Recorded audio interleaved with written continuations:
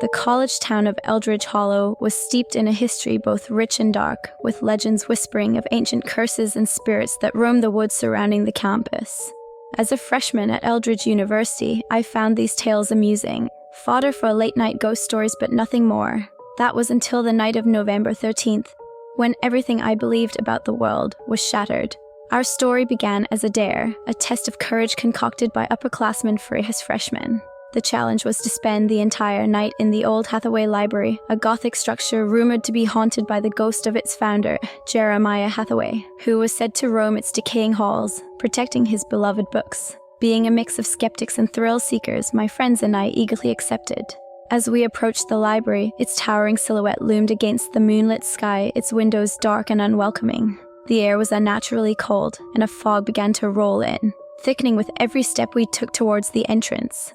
Despite the unease that clawed at my gut, I pushed forward, unwilling to appear cowardly in front of my friends. The library's interior was a labyrinth of shadows, with the moon casting eerie patterns through the broken panes. Our flashlights flickered across the walls, lined with ancient books, their spines cracked and faded with time. The silence was oppressive, broken only by the sound of our footsteps and the occasional creak of the old wooden floor beneath it. We chose the reading room for our base, a once grand chamber with a massive fireplace and towering shelves filled with the leather-bound volumes. As the night deepened, we shared stories and laughed, our initial fear giving way to a sense of camaraderie and adventure. That was until the clock struck midnight, and the atmosphere shifted. The air grew colder, and a palpable sense of dread filled the room. The shadows seemed to thicken, coalescing into darker corners and crevices. Then, without warning, the laughter died in our throats as we heard it, a faint, rhythmic tapping, like someone slowly walking across the wooden floor above us. We exchanged nervous glances, each of us silently questioning whether to investigate or flee.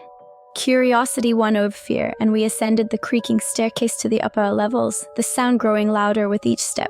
The library seemed to transform around us, the once familiar halls now twisting into an endless maze of books and shadows. The tapping led us to the forbidden section, a part of the library sealed off for decades. The door was ajar, creaking ominously on its hinges.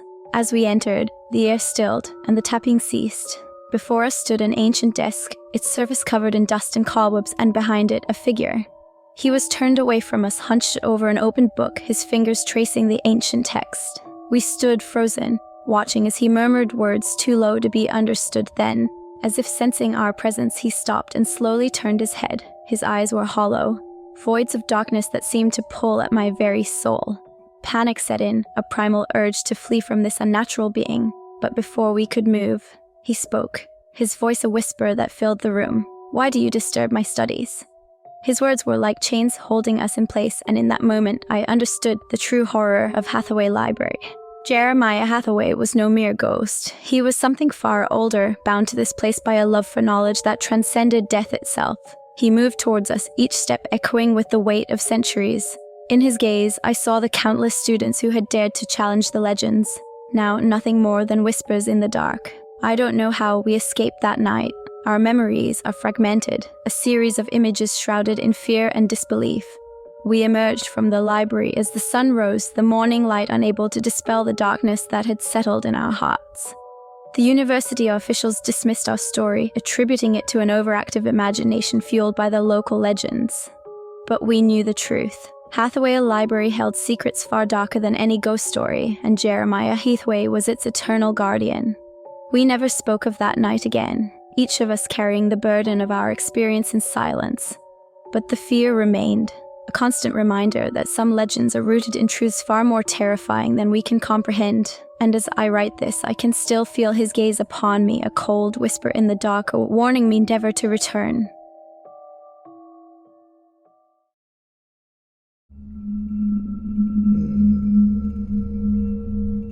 The cornfields of Eldritch Valley had always whispered secrets when the wind blew, rustling through the endless rows of towering stalks. It was here, among the whispering corn, that I encountered the harrowing tale that would haunt my nights and stalk my days. It began as a simple task. My Uncle Jacob, a stern man with a weathered face carved from years of toil under the harsh sun, had asked for my help to set up a new scarecrow in the northern field. The previous one, he said, had been stolen or destroyed. His voice trailed off. a flicker of unease in his eyes that I had never seen before. We worked in silence, the only sounds the cawing of distant crows and the occasional rustle of the corn.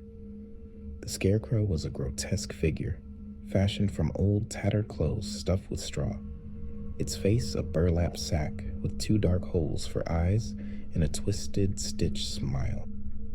As we hoisted it onto the pole, a chill wind blew, and for a moment it seemed as if the Scarecrow shivered, its empty gaze piercing through me. That night, as I lay in bed, the wind carried the rustling whispers of the corn through my open window.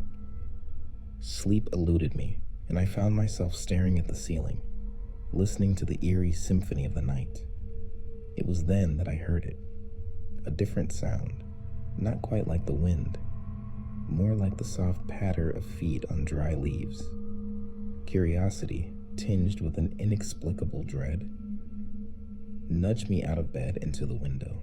The moon hung low and full, casting a silvery glow over the fields, and there, in the distance, the Scarecrow stood sentinel. But as I watched, it seemed to move. Not the swaying of the wind, but a jerky, unnatural motion, like a marionette jerked by unseen strings. I told myself it was the shadows, a trick of the moonlight, but the seed of fear had been planted. The following day, I avoided the northern field, busying myself with chores around the farm, but the image of the Scarecrow's eerie dance under the moonlight haunted me. As dusk approached, Uncle Jacob mentioned he hadn't seen the Scarecrow since morning. Assuming it had fallen over, he asked me to set it right again. The request sent a shiver down my spine, but I could not refuse. Armed with nothing but a lantern, I made my way to the northern field. The corn seemed to close in around me, whispering secrets I could not understand. When I reached the spot where we had placed the Scarecrow, my heart froze. It was gone. Panic surged through me as I turned to leave, but stopped dead in my tracks. There, in the distance, illuminated by the pale light of my lantern, stood the Scarecrow. But it was not in the spot we had left it. It was closer, its burlap face turned towards me, the dark holes of its eyes seeming to bore into my soul. I stumbled backward, my mind racing with terror. It was impossible. Yet there it stood. I turned and ran, the cornstalks whipping against me as I bolted towards the safety of the farmhouse. I dared not look back, fearing what I might see. Breathless and shaking, I barricaded myself in my room. The image of the Scarecrow's shifting position burned into my mind. Sleep was a distant hope, lost in the whirlwind of fear that consumed me. The next morning, under the light of day, my fears seemed almost foolish. Yet, when Uncle Jacob and I returned to the northern field, the Scarecrow was back on its pole, its stitched smile mocking us. Uncle Jacob's face turned pale, and without a word, he took the Scarecrow down, burning it until nothing remained but ashes. I wish I could say that was the end, but it was only the beginning. Each night, a new Scarecrow would appear in the field, always closer to the farmhouse, always with that same twisted smile. We burned them again and again, but they returned, relentless. Whispers in town spoke of a curse, of a scorned lover turned away by an ancestor of ours, who vowed vengeance upon our family. Through the very scarecrows meant to protect our fields. They said she had practiced dark arts, her spirit bound to the scarecrows, forever seeking retribution. I tried to leave to escape the nightmare that had befallen our farm, but the roads out of Eldritch Valley led me in circles, always bringing me back to the farmhouse, to the fields, to the scarecrows that watched and waited. Now I write this as a warning, for I fear my time is running short. The scarecrows are no longer confined to the fields.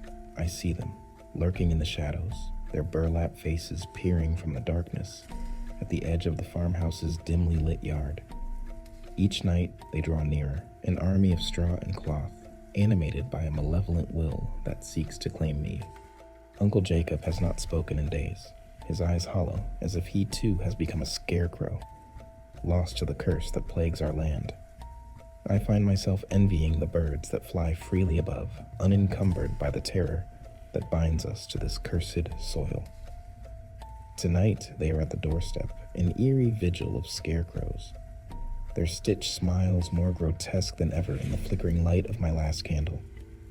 The wind carries their whispers, a chorus of vengeance that promises no escape.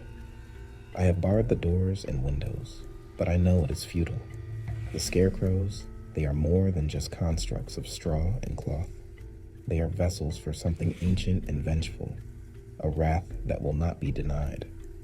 In my heart, I know I cannot survive this night. The darkness presses in, alive with the rustling of straw and the soft, insidious patter of their approach. My lantern flickers one last time before surrendering to the encroaching shadows, and with it goes my final shred of hope.